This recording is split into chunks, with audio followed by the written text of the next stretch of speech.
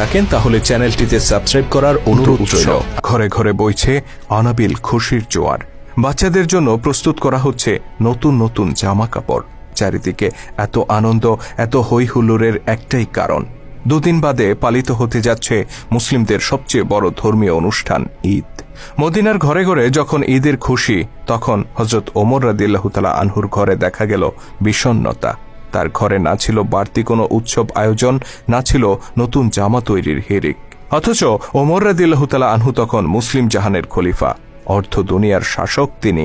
তা সত্ত্বেও নিজের কিংবা পরিবারের জন্য একটি নতুন জামা তৈরির আর্থিক সঙ্গতি তার ছিল না।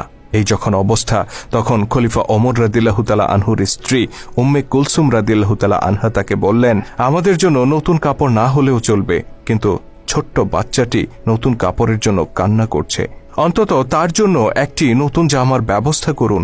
খলিফা নিজের